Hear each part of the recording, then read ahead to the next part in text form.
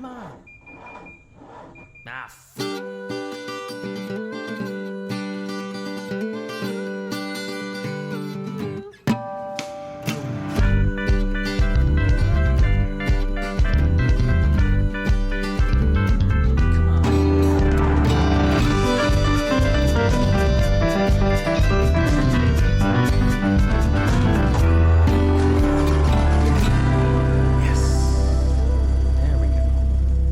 What is up, everybody? Welcome back to the only podcast produced by three two-time winners of IMSA's Spirit of the Race Award. You're tuned into the Check Engine Podcast. We are hosted on Anchor.fm and streamed worldwide on all the platforms that you use to listen to your favorite podcasts. My name is Nick. Joining me, as usual, are my two co-hosts on the opposite ends of the microphones. Tristan is here in a new decked-out home studio, and Andrew is here in a not as new home studio, but still looking pretty fly, and also celebrating a birthday. Happy birthday, Andrew. Thanks, buddy. I'm just old now. I'm past the limit. I'm just old now and will forever be old at every subsequent birthday.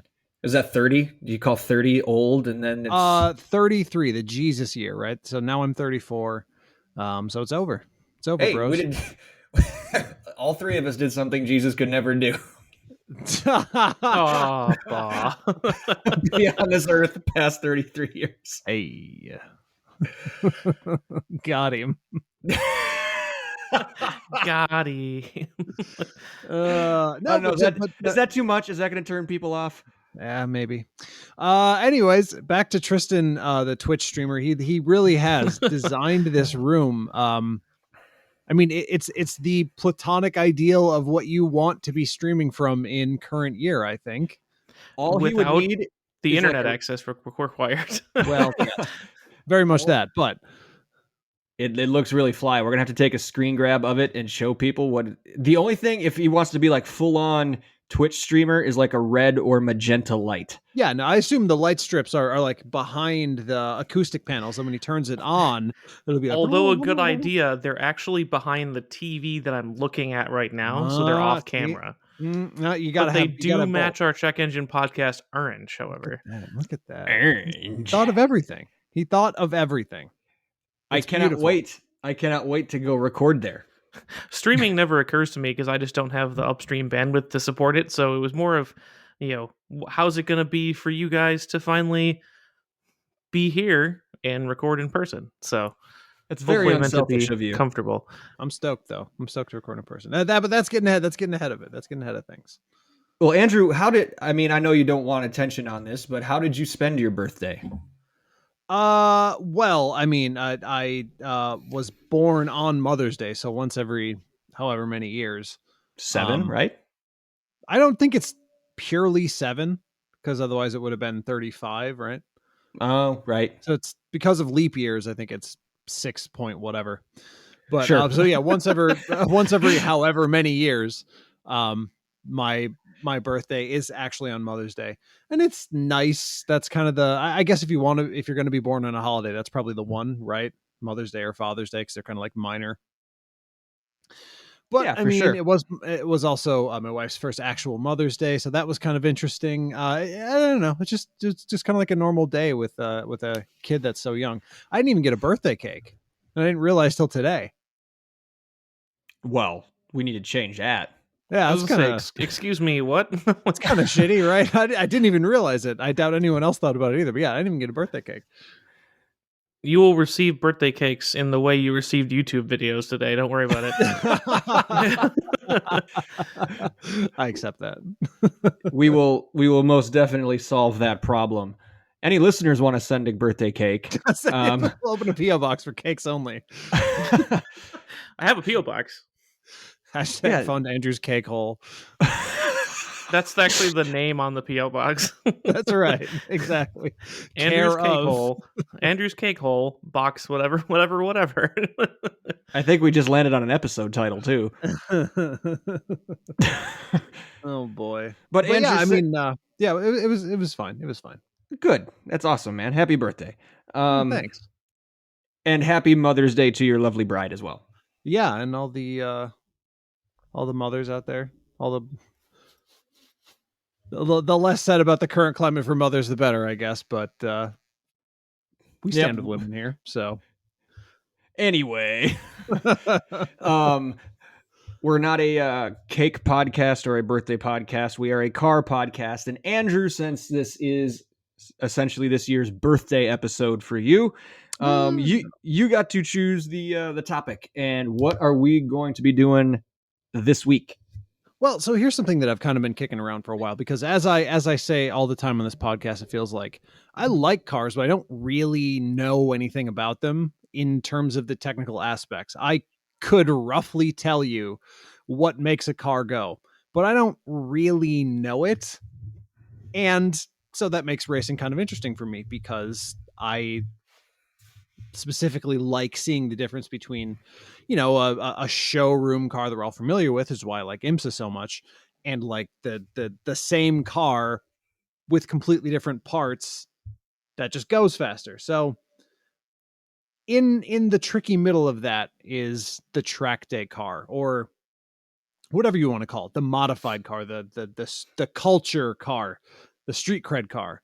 And so I thought, hey, what if each of us could buy and build a track day car, which would be a car that you would drive to the track, drive at your track day or rally day, whatever it is, that Right. kind of thing, and then drive it home afterwards. What would that actually look like? What would you choose? What kind of modifications would you do?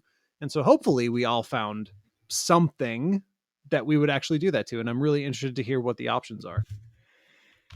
And you didn't, if I remember correctly, you didn't specify a budget on this, Nope. did you? No budget. That's the ideal, right? But something you would actually do. But on this project, when you're thinking about this, regardless of what you pick, regardless of how you start, you're probably not getting out of this for less than $50,000, $100,000. So at that point, who gives a shit? That's true. You know what true. I mean? Yeah, I'm excited about this one, and I wasn't sure initially if there was going to be budget constraints or not. So I had thought about, what's a budget-friendly option versus what's a don't give a fuck, just go for it option. A budget-friendly option. Ooh, I'm excited to hear what that was, even if you didn't end up going all the way through with that. I'm curious now. Yeah, so it's I also actually jumped on that train as well. Wow. So it's cool to it's gonna be cool to see what we all came up with, but I think we should let budget-friendly track cars. It's just funny. I mean, they're out there. Like, I'm looking. There's a page, you guys, called the W2W Wheel to Wheel Caged Road Race Cars for Sale, and you can get some. It's on Facebook, and you can get some pretty good deals. Like, I'm looking at a Porsche 944 for $7,000. Wow. It can race in NASA Spec 944 or an SCCA class ITS. So, there's a $5,000 Dodge Neon on here. Tracking a Neon. Well, some of them are for like 24 any price. 24 hours of lemons, right? You can get some. There's a $2,500 car in here that's built specifically for lemons. Also, a $75,000 Corvette C5 Z06. It's a pretty. So I was scrolling through this and just getting different options. Sure. So there's some pretty cool stuff in here for your budget friendly folks, or for your trust fund babies. Sorry, now you got me looking at this at racing car selling websites, and here's a 19.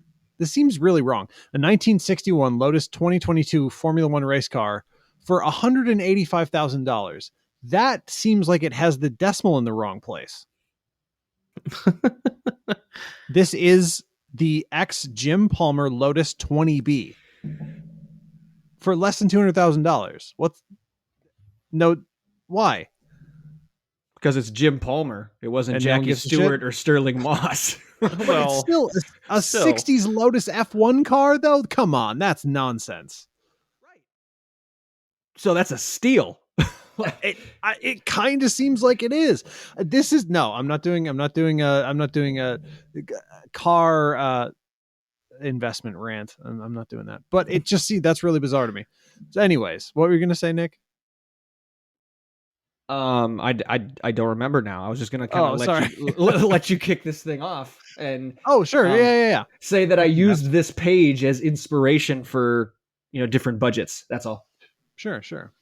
Well, I mean, my original idea was to try to be unique or try to do something that I wouldn't normally do, right? Because it's no limit. It could be anything. You could buy a race car. You could get a 911 and or a GT3 RS and what?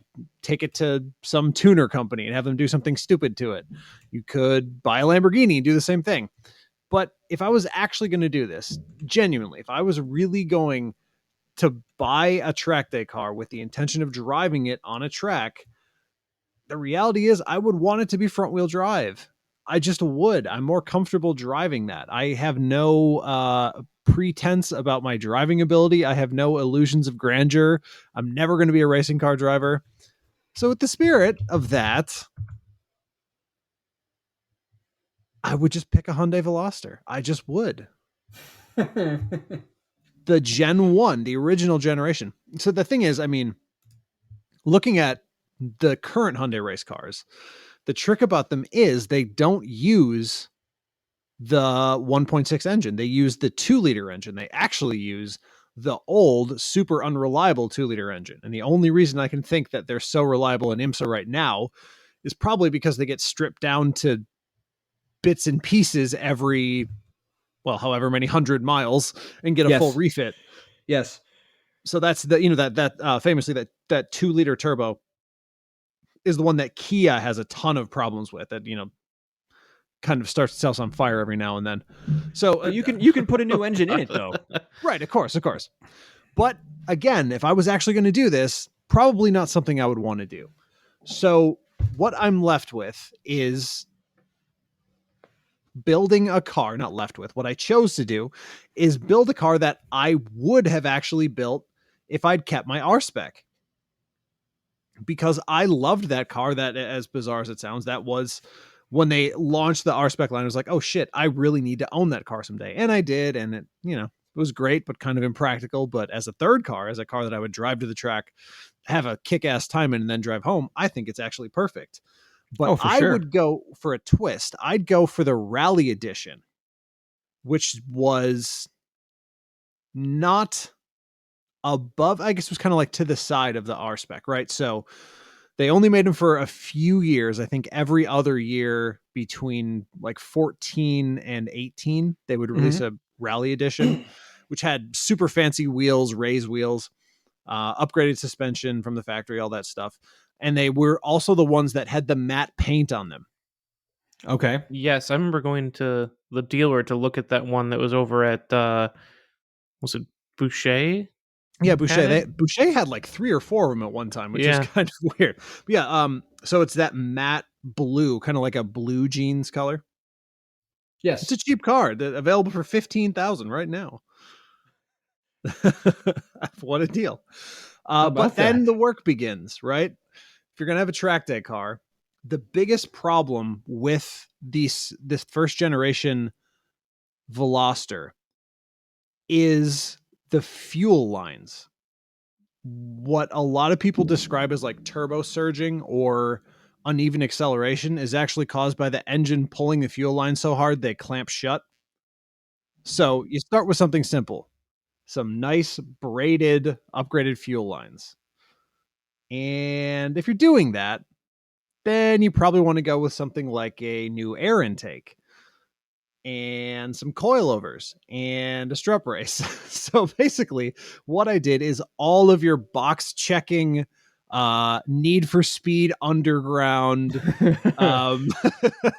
including underbody lights. No, I thought about that though. No, all your standard issue stuff. So my goal for this car, because I'm not going to ever be a fabulous race driver, not going to ever be amazing at driving, But I do think that I could handle that car probably right around 230, 250 horsepower. I think you could put that in that car, run it reliably, and not have it be an extreme issue in terms of longevity, in terms of part wear, if you upgrade the right parts, right? So get a new intercooler, make sure it's mounted in a smarter place than where they actually put it. They literally make like front mounting kits. Yes. Because it's in a weird spot. And then tauten up the suspension in the places where you got to do that with the strut bars in the front and the rear. And one thing that I was reading, because I as you do, you fall into a rabbit hole.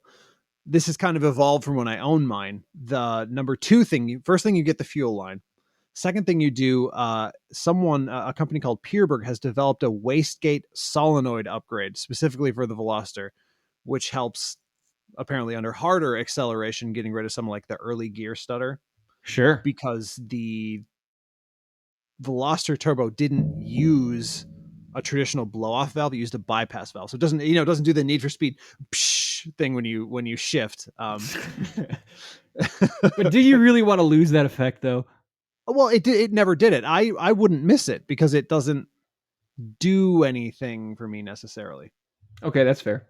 Yeah. So obviously, then you're upgrading spark plugs. You're getting a little catch can and a nice exhaust. Something catback.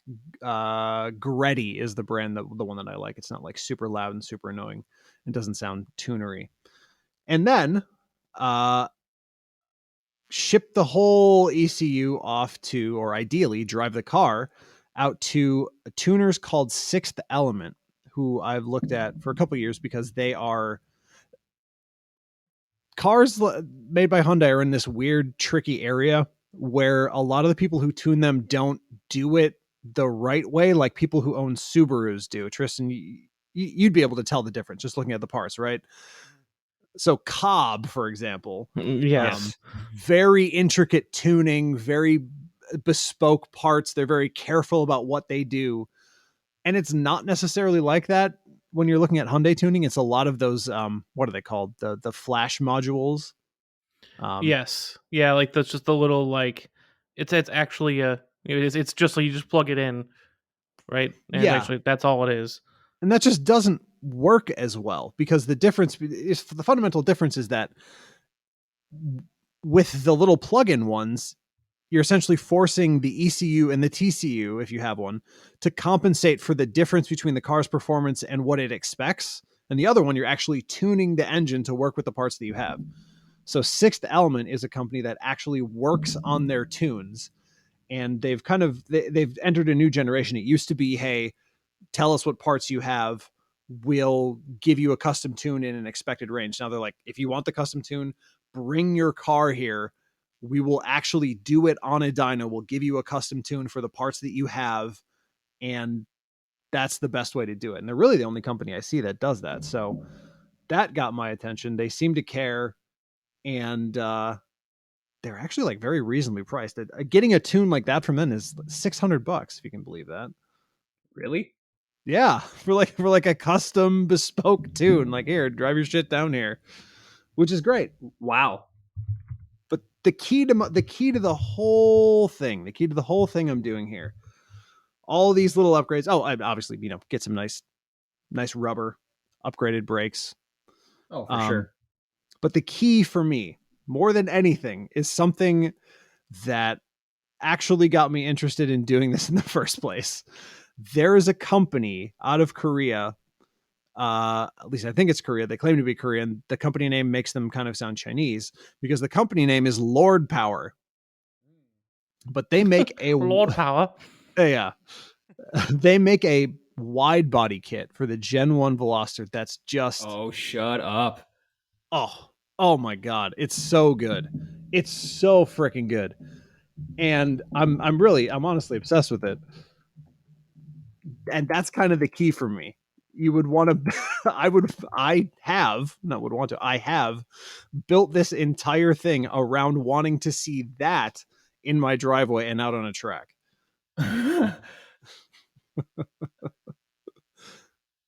Oh, that right. I sounds forgot. amazing.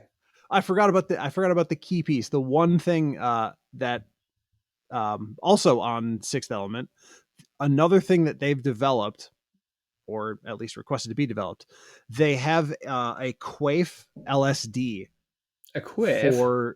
for the Veloster specifically. And I don't know in what way it's different, like because Quaif makes diffs for companies, but this is, according to their website, specifically made for Hyundai and Kia, so it must be in some way different. It's not a locker, it's a gear based one, and I Okay. think that would be awesome. And really, yeah, that's it. Just do all the street tuner shit. Give me that. I'll drive to the track. I'll have a hell of a time, and I won't care what anyone thinks. So did you mention a cage or roll bar? Because you're gonna have to Oh yeah, cage it to get on cage track. and roll bar, yeah, all that. Okay. Mhm. Did you do anything? You got to upgrade the brakes. Did you say anything about brakes? He did. I Did did, I miss but that? Just in passing. yeah, just in passing, because on the R spec and on the rally edition, it had uprated brakes already, so get better pads for what's in there. And because you're not pushing, my goal isn't to get to 300, 400, 500 horsepower. I want to keep it, it'd be roughly, ideally like a bump of 40 above stock, 45 above stock, like not huge horsepower. So it probably doesn't need a full new braking system, just better versions of the brakes it had already. Sure. And some nice fat tires.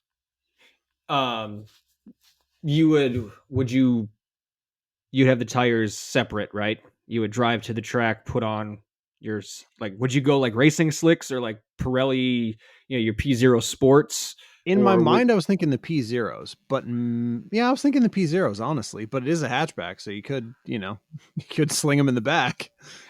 You can sling those. You can sling the race tire or the track tires in the back when you drive there. True. And then when you mount them, you don't have to put the street tires in the back. Save weight. Just leave them in your pit stall. Right. No, I thought about. I was just planning on like you said, the P0s or something. But that's a good point. I mean, you could go full slicks at that point. That's true, but because my goal isn't drag racing a cop one time before my car explodes. I'd be perfectly happy just to have a nice set of tires on it and lay down nice personal best times, maybe once every 3 months. I feel like that's an achievable goal for me. Okay.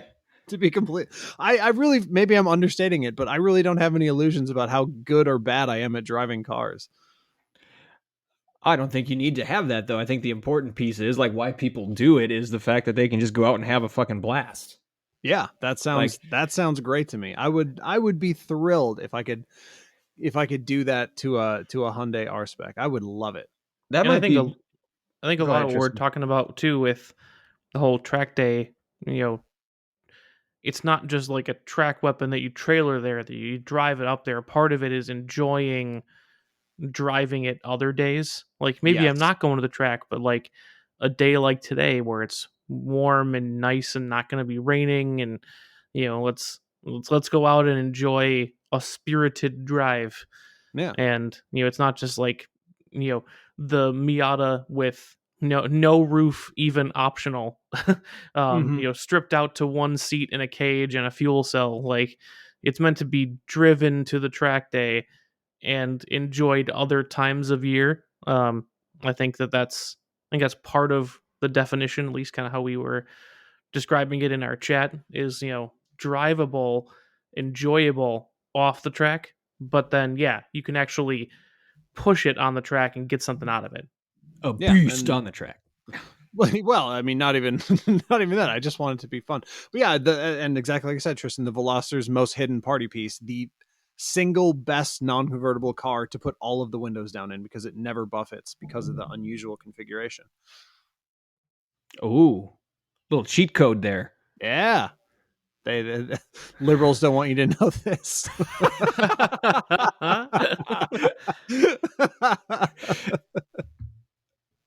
Yeah, but now I feel like an idiot because I'd never thought to look seriously into like race car for sale sites.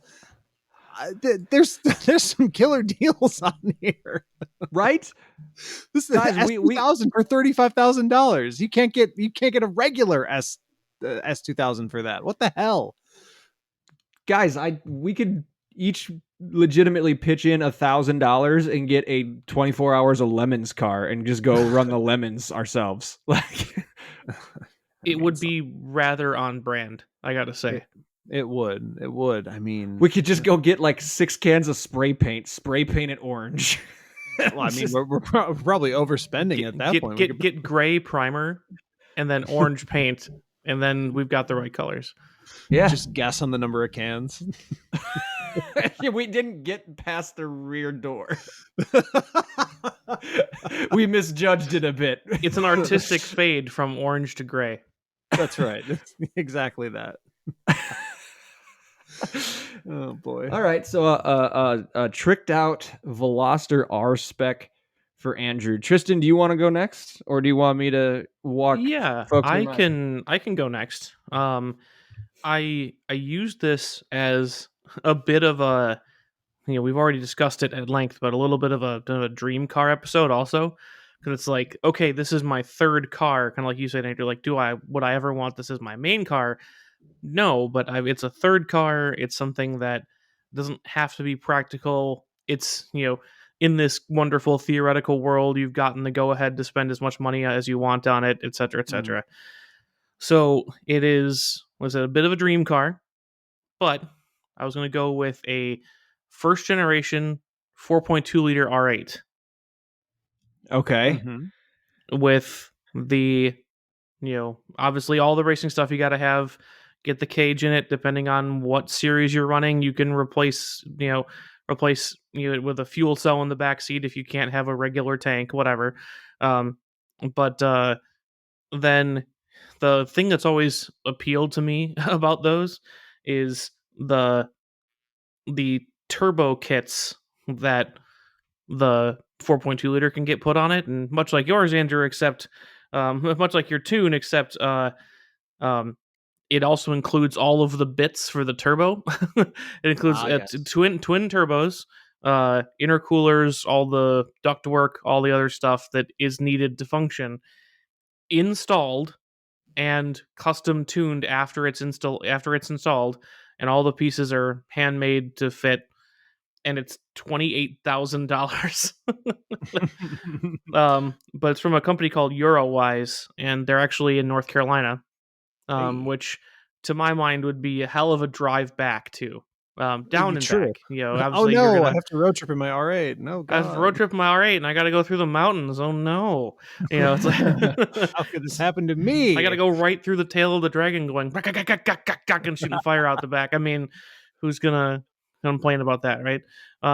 But they've got this really cool picture on their website. It's got the whole rear fascia removed to show where the turbos go. It's 100% bolt-on and reversible. It's not permanent, and you can fit all the fascia over it eventually. They're just kind of showing off, and it's actually pretty cool. Pretty cool. Brembo makes a GT and GTR brake set for these as well, so you can get a non-track focused but track capable. If you get the GTR brake set, you won't ruin them by taking them out on the track and like set them on fire, but they're not like the carbon ceramics that until you've warmed them up, they don't stop the car. So, if you're road tripping home from North Carolina and you see a deer, you can hit the brakes and they'll actually do something. So it's a nice balance. So I wanted to upgrade the brakes. Obviously the tires. I was looking at a couple sets. The Michelin pilots, like they run in Michelin Pilot Challenge, obviously. Because they've got a super high performance yet road legal version of that tire. And then the same with like the P0s and that kind of stuff. It was funny, Andrew, that you mentioned that like, for your track day car, you wanted a, front wheel drive car because that's what you're familiar with. Yeah. Same. I want an all-wheel drive car for my track day car because I knows what those are gonna do is what I so was gonna say apparently, but Yeah. I know what they're gonna do. You want some anticipation of you don't have to relearn how to drive just for that. At least I Yeah, didn't want. yeah, exactly. So there's at least some understanding of what that's gonna do, um, and you know that was part of the appeal for me, and like I said, it kind of fills that dream car slot. Um, it's the we've discussed it before. The 4.2 liter V8 to me is more appealing than the V10. Even though the V10's got a great noise, I just have a deep attachment to that 4.2 liter V8, as you guys will see once I get all the posters mounted in this room. I've got my signed ADT Champion R8 poster that's going to go up. Oh, geez. That's Um, awesome. so when they were at International Autos, they were giving out autographs and posters. So it's a little beat up. I found it Oh, that's cool. buried in storage, but it's going to go on the wall. So um, that's that motor in that car had a really significant impact on me. So I definitely want to that's what I want to be my track day weapon. Sweet. That's awesome. Noise speed, new speed, however you want to pronounce it. They make a pretty complete set of actually remote reservoir uh, coilover sets that are Oh yeah, again coilover. more aggressive than stock, but not like, hi, let me shatter your spine if you drive it on an actual road, much less one in Wisconsin. Um, which is another consideration I have that, you know, I'm certainly going to be living in the upper Midwest somewhere, at least for the foreseeable future, and the roads here are terrible. Um, so I need something that's not just a total disaster to drive in. If I want to drive up to the track, has to not it or myself has to not be broken by the time we arrive. All right. Um, so again, not as aggressive as I could go on that coilover set, but it was something I was thinking about. Oh my god, you reminded me. So a question for you, but first, uh, I forgot one of the second key part of my build would be I need to bring back the menu. I'm putting branding stickers all over that bitch. I'm bringing back the menu. So along with the body kit. So Tristan, what about outside mods? What about look? What about extra spoilers or uh an all transparent plexiglass back end so you can see your turbos? That's an awesome idea. I didn't think about visual mods. It was kind of something that we had discussed on another episode, but I was kind of thinking because I was directly tying this to that ADT champion car. I was thinking Yeah, about trying to do like little details, like either get a white one or repaint it white, and then paint like the stripe on it, paint the mirrors one of the colors of the two mm, cars, like just like a subtle homage, like not a copy of the livery exactly, sure. but just make it the right color, and all the little colored accents and stuff. Yeah. um I don't need to put like Mala stickers on it or anything because it's not um about the only ones that would probably fit are Bosch because that's actually in there. But obviously I'm always one for representing the modifications you're running. So, Yes. I like, and Eurowise's logo is actually pretty cool. It's like it's a little bit noisy. I'm sure that Mr. Marketing guy would be like, "What is that?" But I will send it in the Discord chat in a moment here. I But can see that splashed across the door. yeah, if Eurowise you performance, is that what you're yeah, Hero yep. wise, yeah. So that just that Eurowise logo with the squiggle, um, like and the oh, it looks like switchbacks. yeah. So that either across the door or across the rear glass, I think would be fun. Um, Including the actual word Eurowise with the umlaut over the U, or just the squiggle logo, the switchback. I think the whole thing for the rear glass at least. Okay. Um, and then the noise speed logos could go kind of on the door where a lot of the smaller uh the smaller race car sponsors often go. Sure. Well, if an Just R8, under the mirror, stacked up. You see a lot of old them on the school. IMSA cars. Kind of Yeah. the Brembo and Neuspeed, and like get the smaller contributors where it was like, oh, this is like one part that I got from them. Put them on the door if you wanted to. The You just gotta contingency keep it sponsors. classy with That's the what it R8 is. too. Yeah, yeah, but um, but yeah, really, we had talked about that paint job, and it came right to mind again. When I was like, well, if I'm gonna make an R8 track day car, it's got to at least kind of look like the R8 that I idolized as a kid.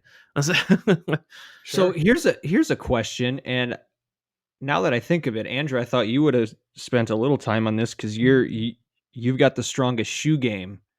What Huh. about rims? Do they matter? Well, I mean, so the thing is, I just blew right by it because I picked the Rally Edition, but the Rally Edition comes with matte black raise wheels with I forget what they're multi-spoke, thin multi-spokes. So I wouldn't change those at all. Yep, you got it. Tristan? I didn't really think about it other than I assumed I would need like larger, wider, whatever rims to put the bigger race ready tires that I would put on it. I didn't really think about brand other than it was like, yeah, they're gonna have to be racing ones. But I wasn't worried about cosmetics in that case. I'd probably keep the stock rims for driving it around.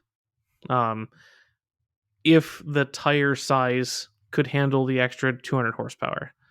If it was just a disaster, then it'd be something that I definitely would need to get bigger ones.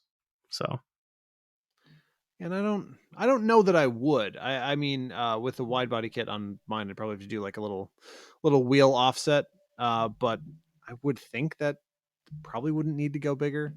And if I would, because they're rays and there's specifically Graham lights on the Rally Edition, I'd probably want to get Graham lights because they look so sick. But enough about wheels. Nick, let's hear. Oh, I forgot. I almost forgot. Tristan, you said you also had a low budget option. Before we go to Nick, let's hear the low budget. Yeah. Oh yeah, that one was basically very similar. Actually, it fell into the dream car category because you can get 1.8 liter TTs that are like in terrible condition. Give them a little body work and an engine rebuild, and then just like throw the entire No Speed catalog at them. Sure. And I imagine that would be a pretty fun track day car. It's really pretty plug and play. Like they've got everything from ECU upgrades to new brakes to new coilovers, and just like take it to them and be like, here's my wallet, make this a race car. Nice. That was kind of my lower budget option because the base car is less expensive, and because you're dealing with lower horsepower, brakes to have to stop, less mass, that kind of stuff, everything is less expensive then. Yeah. So that's that was the lower budget option. It wasn't the 24-hour lemons option, but it was the lower budget option. Sure. So Sure. All right. Cool. Now, Nick, let's hear. Anyway, Yeah, what you got? so as I mentioned, I had a couple of different options, low budget, and then just piecing together something a little bit bigger, a little bit more involved. I mean, spoiler alert, we're going to be pretty on brand here when it's all said and done, each of us. But my low budget option, honestly, I mentioned that Facebook page earlier, for just something cheap, drive to the track, drive home. On this page for $9,500 is a 95 Civic with 12,345 miles. What? Yeah. Is it already like a race car or? You damn right it is. Must be because it's the lowest mileage Civic in the world. Yeah. Auto power welding cage with door bars. Spark. I'm just reading down the list here. Sparco Sprint seats, Schroff 5-point harness, electric kill switch. The only thing that seems like it's not modified too much is the engine. It's a new engine, but it's your B20 engine that came in mid 90s Civics. It's got a new power steering rack, Tyne, I think is the name of the company, Tein, Tyne coilover, new sway bars, new control arms, ITR brake calipers, new Hawk pads. Actually got brake rotors from a Mini Cooper. Sure. Why not? Braided lines, braided brake lines. It has one set of BF Goodrich street tires and one set of Hoosier race tires. Oh, Hoosiers, bruh. Hoosiers, bruh. He's also got a 6-speed LSD transmission that's not installed that he would give with you. It's all in $9,500. So I think for a low budget, you can't get much better than that. That's not bad at all. So completely unoriginal, but I was just going to read that listing because that would be that basically I may have to have a conversation with Claire when we get done with this. Because that would be perfect. But if we want to go a little bit bigger, we want to go a little bit more budget, have a little bit more fun. I feel like not necessarily a C6. Those are a little too expensive yet. Definitely not a C7. But like a C5 Corvette as the starting point would be where I would go. If you throw a roll cage in that, take out all the amenities, put a couple of bucket seats in with 5 points. I think that's a perfect starting spot. You can put, I found a website that sells, well, basically performance upgrade and race parts for any car you want. And you can get, your Paget brake pads, I'll try to pronounce this right. It's not Deutschworks, it's Dietschworks, DEAT. SCH works. It's Deechland. Yeah, exactly. So they can do fuel pumps and fuel injector set upgrades. We get the I want to go big with my coilover kit. So I'm going to do KW coilovers that include independent compression and rebound technology in it. To really keep the thing planted. What else is on here? Nuke Performance makes really good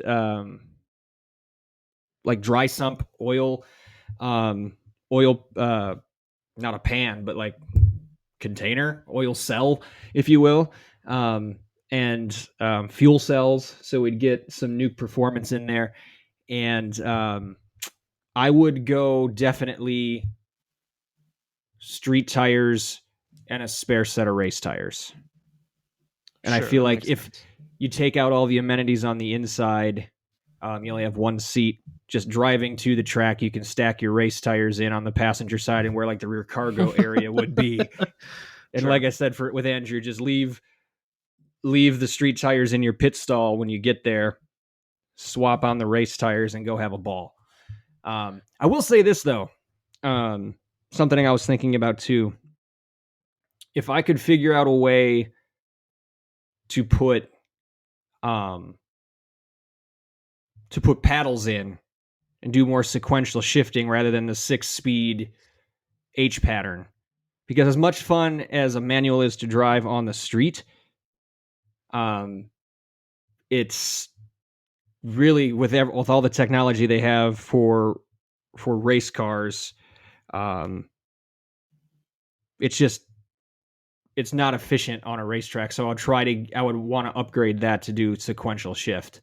I would say even if it was just like a bump sequential, even if it wasn't bump, paddles, just pull back up, yep. Something sequential, even if it's not paddles. That's a good point, Tristan. Just get rid of the H pattern altogether. Just to optimize it for track use. And then, also X clutch. Even though it's a street car, like you're going to pound on the thing, on the track. So you want a robust clutch, and X Clutch makes a really, really good product. So I'd throw an X Clutch twin organic kit in to help with that. I didn't add it up because I didn't care how much it cost. So as far as the exterior, Andrew, I'm a decal guy anyway. I would throw decals on any vehicle I have. So it'd be like, the Subaru guys with national parks. It'd be all over the thing. Love it. Some of us have both. That's right. It's true. That's right. I would definitely try to lay it out more race car like, like the stickers stacked under the mirror, as Tristan said. I don't see one brand that stands out from everything that I was trying to put in this thing. So there's not like one that would go across the hood or all the way down the rear quarter panel or anything like that. I would, because I haven't yet in real life on a street vehicle, and I probably won't try too hard to make it happen, because this is a dream track day car, I would murder it out, black on black on black on black on black. Sure. Black decals. To be expected. Actually, not a bad touch, like a ghost decal, like gloss black stickers on a matte black car, or vice versa. Yeah, matte black decals on a gloss black car. Either way, yep. Yeah, that's not a bad idea. Or if you've got a matte black car, just get clear gloss decals.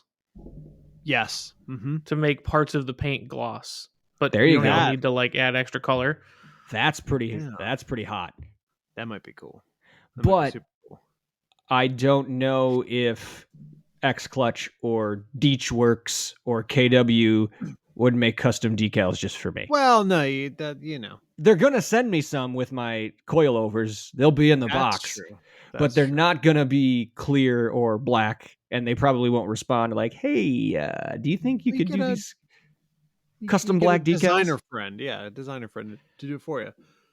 Oh, speaking of that, this is going way off topic. Speaking of designer friend, wow, whoa, Steve Welk, friend of the show, former guest, owner of Styled Aesthetic, made his return to the kart track this past weekend. And you saw him or raced against him? I did not race against him, thank God, because he was still 2 seconds a lap faster than me. Yeah, he raced essentially my kart, but he ran in the tag senior class, not the tag masters class. And I asked him why, and he said, I don't want to add 30 pounds to my kart. Sure. But he was it was an awesome race he was in, actually. It was he passed for the lead coming to the white flag. The guy got him back on the last lap, and then it was Steve kind of moved the guy out of the way a little bit, tried a little bump and run at the end, and it was like a photo finish, and he missed it. He finished second by just like half a width of a bumper. It was actually a really entertaining race to watch, and he was pissed. I bet. I would bet. If you listen to our first interview with Aaron Thielitz, folks, and I asked him to describe Steve, he said the single most competitive person on the planet who hates to lose at anything. You figure 2 years away from any sort of competitive driving, finishing second, not so bad. And I talked to him afterwards. He's like, "Oh, fuck, I gave it away." He was so mad. That's awesome. So, but anyway, that's off topic. But yeah, we do have designer friends who can make custom stickers for us. Yeah, that's, what, we actually, again, totally off topic, and clearly we should need to end at this point, but we need to get in touch with Steve, because, and I've been embarrassed to admit this for months now, our last merch run, I forgot to actually check out my cart, so I didn't get any of the new merch. Oh no, you're kidding me. No, I'm dead ass. Well, that's okay. I owe them money or something, because I ordered a bunch of stuff, and some of it shipped, but then like I ordered the beanies and they didn't ship. They was like, "Hey, they're ready for pickup, and I totally forgot to ever go pick them up, and then finally they just gave up and shipped them to me. Oh, So geez. I owe them some postage, I think, or something. Talk to Steve. Let me know if I owe him money. All right. All right, I will reach out. Steve. Hat in hand, literally. Yeah, the hat that he shipped me so nicely. Well, okay, so we got to do that. So we got to do that, and it seems to me like we need to end this podcast. Anything else, Andrew? Did this episode go the way you expected it to? I mean, kind of. I feel like I say this a lot in this podcast. Sometimes I kind of wish I could be like a different or cooler guy, but I don't know. If I was actually going to do this, I literally would get, if not a Veloster, it would be a Honda Civic, and the build would go essentially the same. You know what I mean? It would be the same parts, the same kind of thing, and yeah, it's honest. May not be exciting, but that's what I would really do, and kind of what I would like to do. Well, And that's kind of what we talk about on this podcast too. Is like we're not professionals. Like we're not going to go buy this to try to win a bunch of stuff or anything. So, like, we're just in it to have fun. So yeah, exactly. We're in it to have exactly, and we don't claim to be anything other than we are. We start every episode telling people what we're not. So,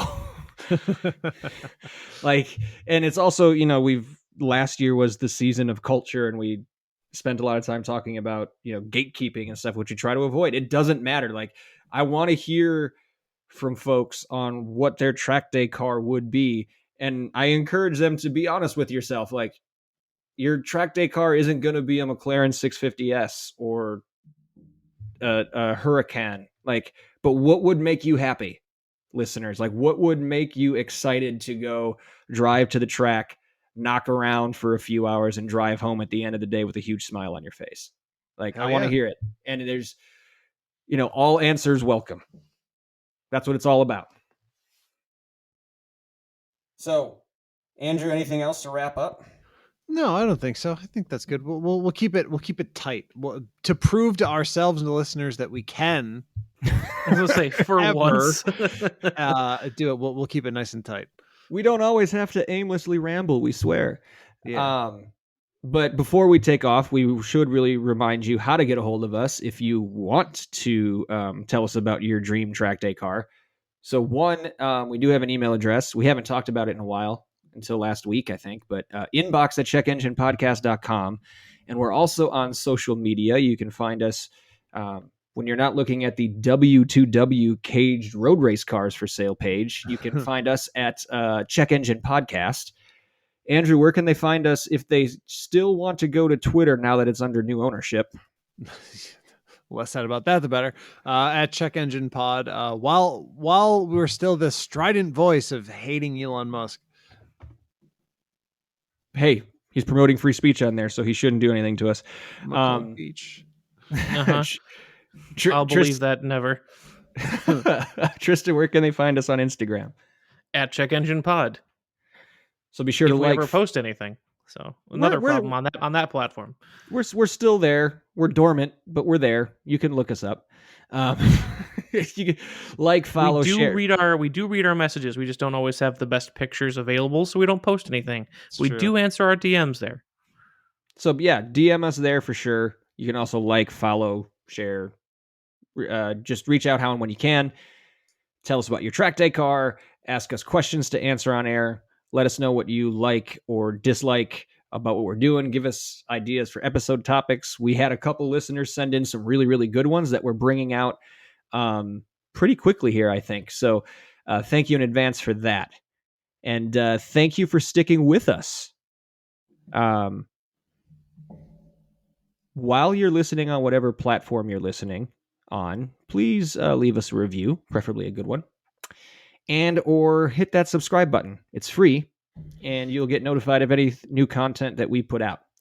If you're really into what we're doing and would like to help Tristan get his R8, Andrew get his Veloster R-Spec, or me get my C5 track car, you have two options to support us monetarily. You can go to patreon.com/checkenginepodcast, or hit that support button on our homepage at anchor.fm/checkenginepodcast. Check Engine Podcast. Every cent pledged is put toward making our track day dreams a reality. So thank you in advance for that. Any last minute shout outs before we turn the mics off? I feel like there's one answer here given the time of year it is and what day just occurred this weekend, but Andrew's nodding vigorously on an audio platform. I was waiting for you to He was nodding in anticipation of your big reveal that then you just made fun of him reveal. for. Come on. Yeah, that it was moms. All the moms. Mothers. Yes, absolutely. I guess I was just giving someone else a chance to say it, and you just kept definitely nodding. That is the only possible answer now. All the mothers, my wife, my mom, grandmas, great grandmas, all of them. Another pitch. My mom, who like all of you, should support us on anchor.fm. True that. Because she does. Hey. So thanks, Mom. Be like my mom. Be cool like my mom. And support us on Anchor. Love it. There you go. Thanks to all the moms out there. And thank you, listeners, for your continued support. We love hearing from you. We love recording this for you. And we can't wait to do it again. But until we do, take care.